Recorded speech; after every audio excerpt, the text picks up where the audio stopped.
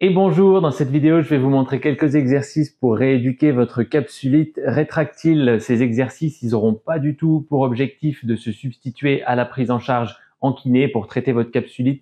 Il n'y aura rien de mieux que les mains d'un kiné compétent et consciencieux. Mais vu que vous n'allez pas faire du kiné tous les jours, ben voilà ce que vous allez faire les autres jours. Donc on va faire des exercices pour renforcer un petit peu le trapèze et le dentelé, qui sont les muscles qui vont venir ouvrir l'espace en dessous de l'acromion, ouvrir l'espace, libérer la coiffe des rotateurs si vous voulez. On va faire un exercice pour progressivement gagner en abduction, gagner en amplitude. On va faire un exercice pour gagner en rotation externe. Et puis, une dernière série d'exercices pour gagner en élévation antérieure. Notre premier exercice, ça va être des shrugs. C'est un exercice que j'aime beaucoup parce qu'il permet justement d'ouvrir cet espace sous-acromial, de venir soulager la coiffe des rotateurs. Pour ça, on va faire les deux côtés en même temps. Vous allez prendre des petits poids dans un premier temps, surtout si vous êtes encore sur la période douloureuse. Et en vous tenant bien droit et en bougeant uniquement les épaules, vous allez les amener vers le haut et vers l'avant. Et vous les relâchez. On monte et on lève non seulement vers le haut, mais aussi vers l'avant. Vous voyez que mes mains passent en avant du bassin. Si vous n'avez pas de haltère à la maison, vous pouvez utiliser un sac de course, enfin 2 sacs de course dans lequel vous allez mettre des trucs lourds, de la farine, des bouteilles d'eau, des livres, peu importe. Et après, à terme, vu que c'est quand même une pathologie qui malheureusement évolue sur plusieurs mois, je vous conseille d'investir dans des petits haltères que vous allez pouvoir charger progressivement. Donc vous ferez ce mouvement-là, c'est le mouvement numéro 1 de notre protocole de rééducation. Et petit à petit, vous allez augmenter la charge.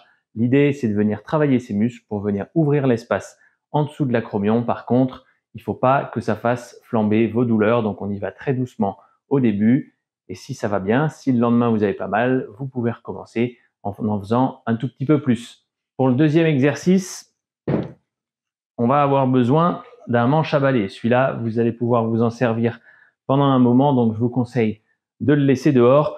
Au début de la capsulite, dans les formes les plus graves, on a vraiment le bras qui est bloqué contre le corps. Donc, ce qu'on va faire, on va venir poser la paume de la main contre le bout du manche à balai. C'est très important. Ça sera plus efficace que si vous venez serrer le manche à balai, parce qu'en fait, quand on vient serrer le manche à balai, on va venir contracter tous les muscles du bras, alors que s'il est simplement passivement posé contre la paume de la main, le bras pourra être complètement relâché. Et là, on va faire le même mouvement que celui qu'on a fait précédemment, à savoir, on amène les épaules un peu en haut, un peu en avant. Et avec le bras sain, le bras qui va bien, tendu, on va venir pousser et passivement chercher à gagner de l'amplitude. Ok, donc cet exercice-là, vous allez le faire pendant à peu près 1 minute. L'idée de ce protocole de rééducation, c'est de faire 4 exercices en 1 minute. Ça vous fait une rééducation qui va durer globalement 5 minutes par jour. Ça me semble complètement faisable et ça va vous permettre sur le long terme de faire des progrès. Un truc qui est très important, surtout au début de la capsulite rétractile, c'est de ne pas aller chercher la zone douloureuse. On veut vraiment se mettre juste avant cette zone douloureuse sans la chercher et essayer de nous détendre et venir pousser notre bras le plus loin possible. Et vous allez voir qu'au fur et à mesure des jours et des semaines, vous allez gagner progressivement en abduction. Vous allez être capable de mettre votre autre main de plus en plus loin sur le manche à balai pour venir gagner jusqu'à ce que vous soyez à peu près à l'horizontale.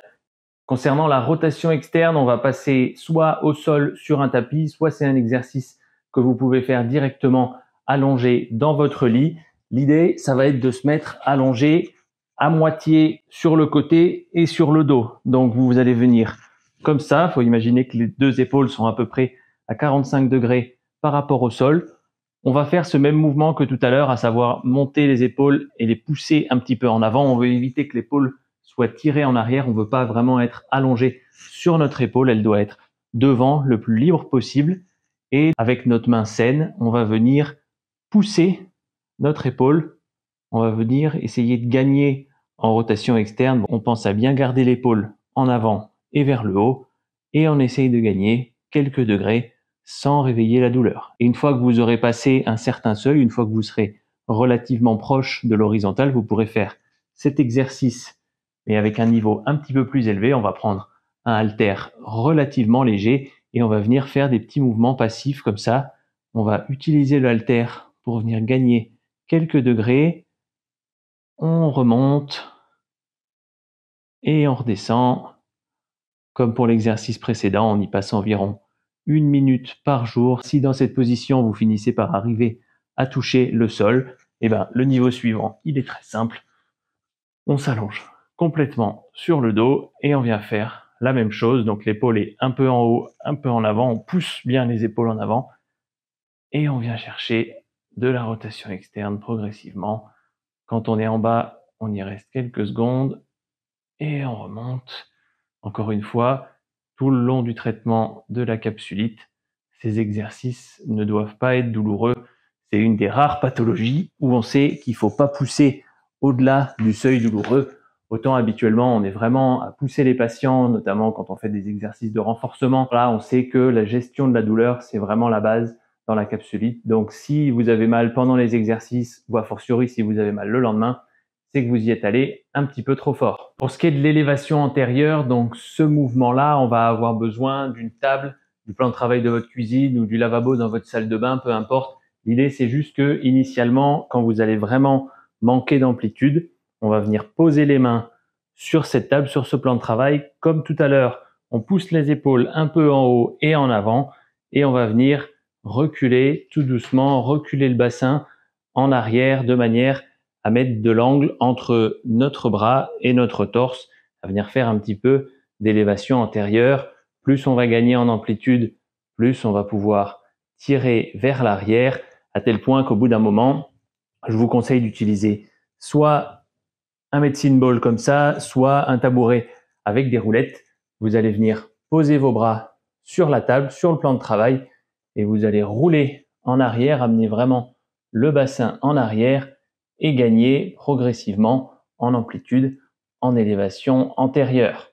Et le dernier niveau pour venir travailler notre élévation antérieure, ça va être de faire ce qu'on appelle un mouvement de pull over. Donc on va venir s'allonger sur le dos. Au début, vous pouvez le faire sans haltère. Comme toujours, on veut pousser nos épaules en avant et un petit peu vers le haut. Et on va considérer que c'est mon bras gauche qui a une capsulite. On va venir chercher passivement le plus d'élévation antérieure possible, quitte à forcer un petit peu avec le bras du côté sain. Si vous êtes relativement confortable dans cette position-là, le niveau supérieur, vous pouvez faire un vrai pullover, comme le font les culturistes. Vous prenez un haltère entre vos deux mains et petit à petit, vous allez chercher le maximum d'amplitude. Quand on fait ça, c'est important que vous gardiez bien le dos à plat contre le sol. Les lombaires doivent être plaqués au sol. Les bras sont bien tendus et on vient chercher le plus loin possible. Comme toujours, on s'arrête avant le début de la zone douloureuse. On remonte et on redescend. On peut prendre l'haltère comme ça pour descendre encore plus bas. On cherche le début de la zone douloureuse.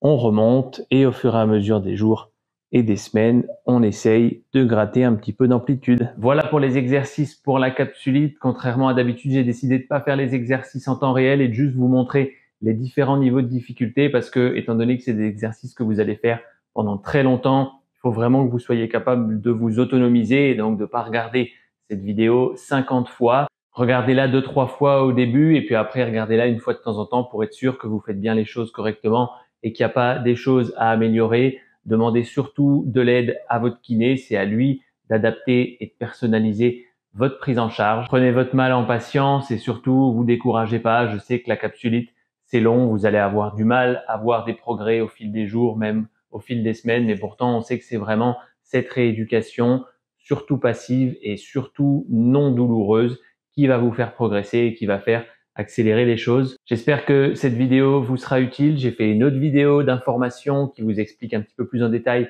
ce que c'est qu'une capsulite et quels sont les différents traitements, notamment les traitements médicaux. Et d'ici là, je vous dis à très bientôt.